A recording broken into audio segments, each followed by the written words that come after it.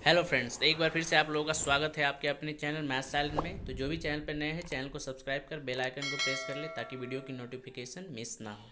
Hello friends, तो आज के इस वीडियो में हम क्लास 9 चैप्टर 1 नंबर सिस्टम यानी संख्या पद्धति एक्सरसाइज 1.2 के सारे क्वेश्चन सॉल्व करेंगे। इससे पहले वाली वीडियो आप लोगों ने नहीं देखी है, इंट्रोडक्शन वाली क्लास वाली, तो ऊपर आई बटन पे क्लिक करके या नीचे डिस्क्रिप्शन में आपको लिंक मिल जाएगी, आप वहां से देख सकते हैं। इस क्वेश्चन को सॉल्व करने के लिए हमें इन सारे टर्म को अच्छे से समझना होगा। तो मैं एक बार रिकॉल कर देता हूं। अगर आप वीडियो देख लेंगे तो आपको सारी चीजें डिटेल में अच्छे से पता हो जाएगी, लेकिन फिर भी मैं रिकॉल कर देता हूं। तो सबसे पहले यहाँ पे है नेचुरल नंबर यानी प्राकृतिक संख्या है। तो यहाँ पे आप देख सकते हैं 1 2 3 4 5 यानी ये काउंटिंग नंबर्स ही है। तो जो प्राकृतिक संख्याएं होती है वो काउंटिंग नंबर्स की होती है, जो 1 से स्टार्ट होती है। इसे हम n से डिनोट करते हैं। दूसरा है होल नंबर्स यानी पूर्ण संख्याएं। तो आप यहाँ देख सकते हैं कि यहाँ पे सारे नेचुरल नंबर्स लिए गए हैं और इसके आगे हमने जीरो भी ऐड कर दिया है। तो जब हम नेचुरल नंबर में जीरो भी ऐड कर देते हैं तो वो सारे नंबर्स जो है हमारे होल नंबर्स बन जाते हैं।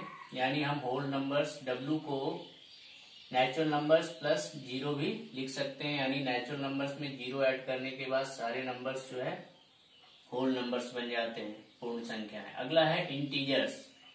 तो इंटीजर्स यानी कि पूर्णांक। तो आप यहाँ पे देख सकते हैं कि यहाँ पे मैंने नेचुरल नंबर्स को भी लिया है, होल नंबर्स को भी लिया है और फिर कुछ यहाँ पे ऋणात्मक संख्याएं ली है, यानी कि नेगेटिव नंबर्स भी लिए हैं। तो नंबर लाइन पे आप देख सकते हैं जीरो पे इधर पॉजिटिव नंबर्स और इधर नेगेटिव नंबर्स हैं। तो जब हम इन सारे नंबर्स को हम लोग ले लेते हैं तो ये सारे नंबर्स का ग्रुप जो है इंटीजर्स बनाती है, यानी कि पूर्णांक। इसे हम जेड से डिनोट करते हैं। और जेड यहाँ पे एक जर्मन वर्ड होता है जेलिन, जिसका मतलब होता है टू काउंट, गिनना। उसी से ये जेड आया है। अगला है रेशनल नंबर्स यानी कि परिमेय संख्याएं। तो परिमेय संख्याएं वो संख्याएं होती हैं जिन्हें हम p/q के फॉर्म में यानी रेशियो के फॉर्म में लिख सकते हैं। तो ये जो रैशनल नंबर वर्ड आया है रैशनल, वो रेशियो से ही आया है, जिसे भी हम रेशियो के फॉर्म में p/q के फॉर्म में लिख सकते हैं। ऐसे सारे नंबर्स हमारे रैशनल नंबर्स होते हैं, परिमेय संख्याएं होती है। इसे हम q से डिनोट करते हैं। q यानी कोशिएंट, जिसका मतलब होता है रेशियो। तो क्या ये सारे नंबरों को हम p/q के फॉर्म में लिख सकते हैं, जो यहाँ पे नेचुरल भी है, होल नंबर्स भी हैं, इंटीजर्स भी हैं। तो यस, 2 को हम 2/1 लिख सकते हैं, 1 को 1/, 0 को 0/1। तो ये सारे नंबर्स जिसे हम p/q के फॉर्म में लिख सकते हैं, ये सारे नंबर्स रेशनल नंबर्स होते हैं। अगला है इरेशनल नंबर्स यानी कि अपरिमेय संख्याएं। तो ऐसी संख्याएं जिन्हें हम p/q के फॉर्म में नहीं लिख सकते हैं, जस्ट इसका अपोजिट, जिन्हें हम p/q के फॉर्म में नहीं लिख सकते हैं, ऐसी सभी संख्याएं जो है इरेशनल नंबर्स यानी कि अपरिमेय संख्याएं होती है। जैसे कि √2, √3, पाई और ये 0.1, single zero, 1 double zero, 1 triple zero, 1। इसी तरह से जो नंबर्स पैटर्न फॉलो कर रहे हैं, ये सारे नंबर्स जो है अपरिमेय संख्याएं होती है, यानी कि इरेशनल नंबर्स होती है। उसके बाद यहाँ पे आप देख रहे हैं आप लोग कि एक थैला बना हुआ है, बैग। इस बैग के अंदर नेचुरल नंबर्स भी रखे गए हैं, होल नंबर्स भी रखे गए हैं, इंटीजर्स, रेशनल और इरेशनल नंबर्स भी रखे गए हैं। तो इस बैग में ये सारे नंबर्स भरे हैं। तो ये जो बैग है, ये जो थैला है, ये इस नंबरों का जो ग्रुप बना है, ये बैग अब रियल नंबर्स का बैग कहलाएगा। यानी कि हम कह सकते हैं कि ये सारे नंबर्स मिलके क्या बनाती है, रियल नंबर्स बनाती है, यानी कि वास्तविक संख्याएं बनाती है। यानी नेचुरल नंबर रियल नंबर है, yes. Whole number real number है, यस। इंटीजर्स भी रियल नंबर होते हैं, यस। रैशनल भी रियल होते हैं, तो ये भी यस। और इरेशनल भी रियल नंबर्स होते हैं। तो उम्मीद है ये सारे टर्म आपको अच्छे से समझ में आ गई होगी। अब हम क्वेश्चन की ओर बढ़ते हैं। तो क्वेश्चन नंबर 1 में हमें बोला गया है क्वेश्चन आप लोगों को स्क्रीन पे दिख रही होगी। लिखा है state whether the following statements are true और फॉल्स, जस्टिफाई योर आंसर्स। हमें बताना है कि इनमें से कौन कौन से स्टेटमेंट्स कथन जो है सही है, कौन कौन से गलत। जस्टिफाई योर आंसर, हमें अपने उत्तर की पुष्टि भी करनी है कि सही है तो क्यों सही है, गलत है तो क्यों गलत है। तो पहला क्वेश्चन बताया गया है every irrational number is a real number. क्या प्रत्येक अपरिमेय संख्याएं वास्तविक संख्याएं होती है?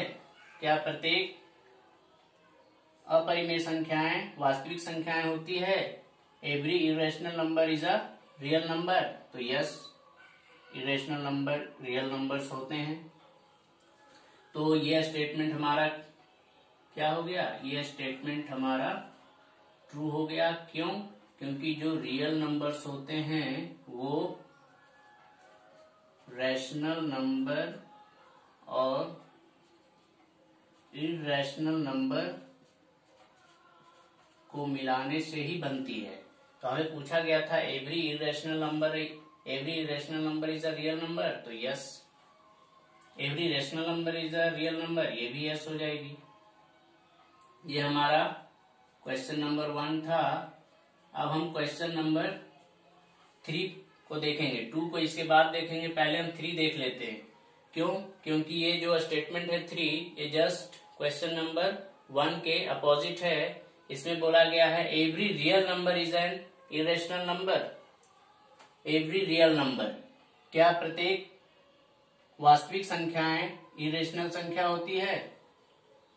मतलब जो भी रियल नंबर्स होते हैं वो इरेशनल नंबर ही होते हैं? तो ऐसा तो नहीं है। रियल नंबर्स इरेशनल भी हो सकते हैं, रियल नंबर्स रेशनल भी हो सकते हैं, इंटीजर्स भी हो सकते हैं, होल भी हो सकते हैं, नेचुरल कुछ भी हो सकते हैं। लेकिन इस स्टेटमेंट पे हमें बोला गया है every real number is an irrational number. क्या जो भी रियल नंबर होती है वो इरेशनल ही होती है? तो ये तो हमारा गलत हो जाएगा, फॉल्स हो जाएगा। इसे हम फॉल्स लिखेंगे, यानी कि असत्य कथन है ये। तीसरा ही था ये। अब हम दूसरे क्वेश्चन को सॉल्व करते हैं। इसमें बोला गया है every point on the number line is of the form root m where root m is a natural number. क्या जितने भी नंबर लाइन पे पॉइंट होती है वो क्या रूट एम के फॉर्म की होती है, जहां पे एम जो है एक नेचुरल नंबर है, यानी कि 1 2 3 4 ये नंबर है, एक प्राकृतिक संख्या है। तो क्या सभी नंबर लाइन पे यही नंबर होती है? तो जैसे कि आप यहां से रूट ले लेते हैं, तो √1 √2 √3 √4, क्या नंबर लाइन पे सिर्फ यही संख्याएं होती है जो नेचुरल नंबर के रूट के फॉर्म की होती है? तो ये सब संख्याएं तो इस पे आपको मिल जाएगी। √1 का मतलब √1 √2, तो ये डेसिमल नंबर्स होंगे, ये भी डेसिमल नंबर्स होंगे, और ये होल नंबर्स आएगी। √4 से हमें 2 मिलेगी, तो ये भी नंबर लाइन पे आपको मिल जाएगी, ये भी मिल जाएगी। तो सिर्फ इसी के फॉर्म के तो नहीं होंगे। अब इन दोनों नंबरों के बीच में हम बात करें तो √2 और √3 के बीच में ये वाले रूट के नंबर भी तो होंगे।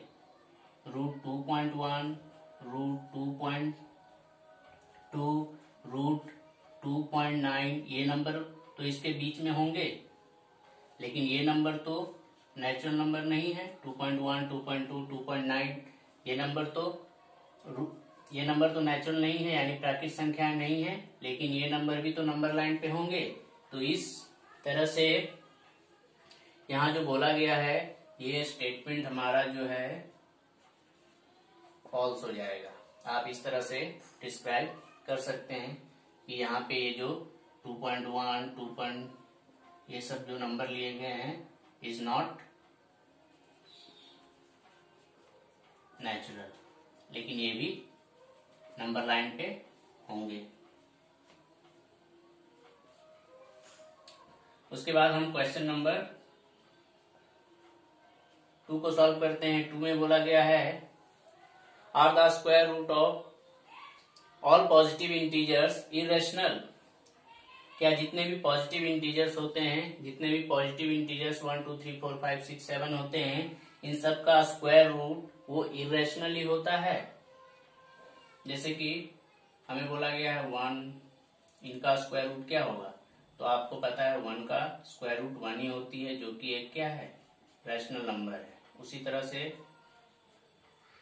√2 लेते हैं तो √2 से हमें ऐसी वैल्यू मिलेगी डेसिमल में जिसका जो है डेसिमल एक्सपेंशन ना ही वो कटेगी ना ही वो रिपीट करेगी, नॉन टर्मिनेटिंग नॉन रिपीटिंग होगी, यानी ये हमें इरेशनल नंबर होगी ये।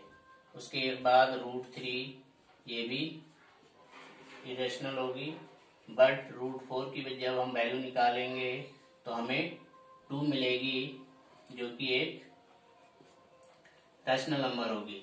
तो हमें इसमें बोला गया था कि सभी जो है पॉजिटिव इंटीजर्स के जब हम स्क्वायर रूट निकालते हैं तो वो सभी क्या इरेशनल ही होते हैं? तो नो, सभी इरेशनल नहीं होते हैं, कुछ रेशनल भी होते हैं, कुछ इरेशनल भी होते हैं।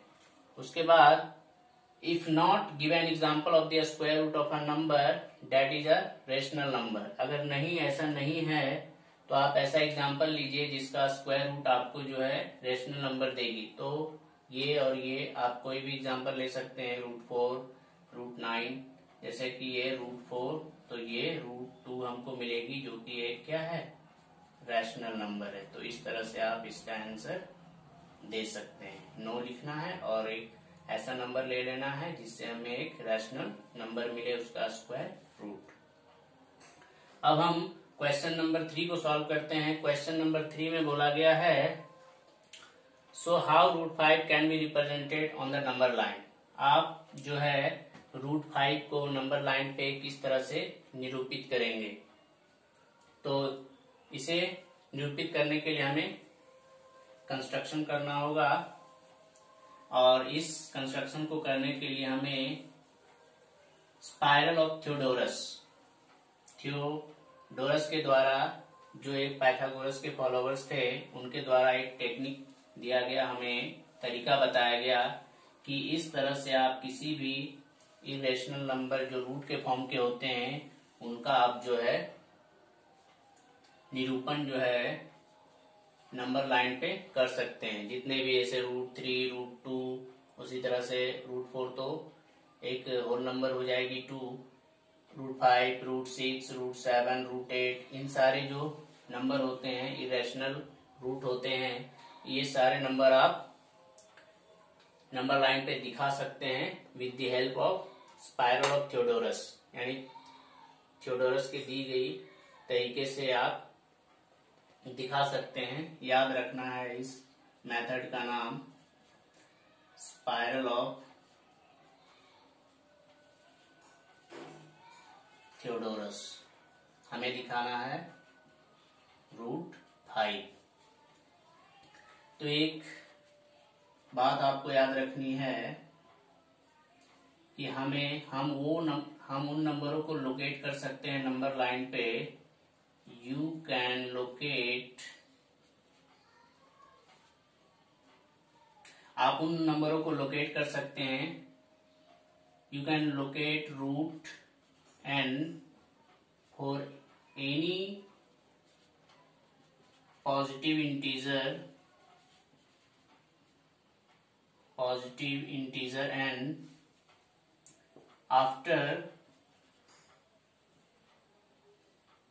after under root n-1 has been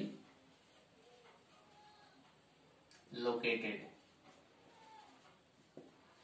यानी आप ऐसे नंबरों का लोकेशन √5 के √n के टर्म के जितने भी नंबर्स होते हैं उनका अगर आपको लोकेशन करना है तो सबसे पहले आपको अंडर √n-1 की लोकेशन पता होनी चाहिए। यानी कहने का मतलब है यहाँ पे n है और यहाँ पे n-1, जितने का भी आपको रूट की वैल्यू को दिखाना है उससे कम की वैल्यू आपको पता होनी चाहिए। कहने का मतलब है अगर आपको √5 दिखानी है तो आपको जो है n-1, n की वैल्यू n है तो आपको 5 में से 1 कम करेंगे तो हमें 4 मिलेंगे। यानी √5 को दिखाने के लिए आपको √4 का लोकेशन आपको नंबर लाइन पे पता होनी चाहिए। उसी तरह से अगर आपको √6 दिखानी है तो √5 की लोकेशन आपको पता होनी चाहिए। इससे आप आसानी से √5 के सहारे √6 को लोकेट कर सकते हैं, √4 के सहारे √5 को भी लोकेट कर सकते हैं। उससे जस्ट पहले वाले का लोकेशन आपको पता होना चाहिए। तो यहाँ हमें जो है √5 को लोकेट करनी है, उसके लिए हमें √4 का लोकेशन पता होना चाहिए। तो हमें पता है √4 इज इक्वल टू होती है 2, तो 2 का लोकेशन हमें नंबर लाइन पे आसानी से पता है। तो चलिए हम नंबर लाइन बनाते हैं। यहाँ पे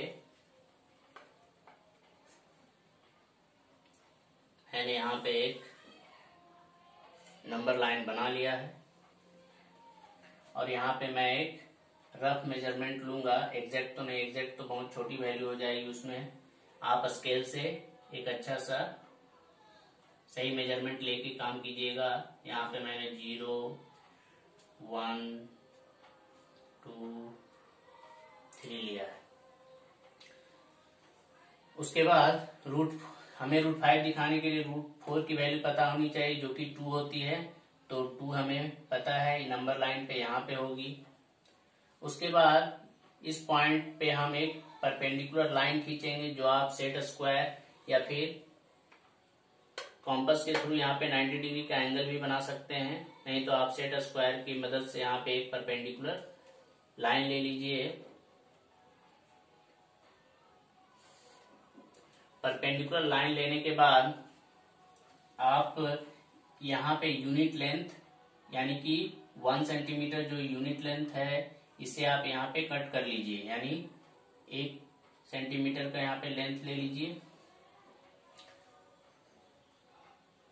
तो 1 सेंटीमीटर ये ले लीजिए। उसके बाद आप इस पॉइंट को 0 से मिला दीजिए। तो यहाँ पे एक जो है आपको राइट ट्रायंगल मिलेंगे, देख सकते हैं। यहाँ पे जो एक ट्रायंगल बनी है वो एक राइट ट्रायंगल है, क्योंकि यहाँ पे मैंने परपेंडिकुलर लाइन लिया था। अब हम इसे कोई नाम दे देते हैं OAB। और जब हम इस ट्रायंगल OAB में पाइथागोरस थ्योरम अप्लाई करेंगे तो हमें ये जो वैल्यू है ये वैल्यू मिल जाएगी। ये कितनी है और जितना हमें चाहिए वो वैल्यू उतनी ही होगी। चलिए इसे प्रूव कर लेते हैं। ये हमारी √5 आने वाली है। तो इन ट्रायंगल OAB में हम पाइथागोरस थ्योरम अप्लाई करते हैं और OA की वैल्यू पता करते हैं।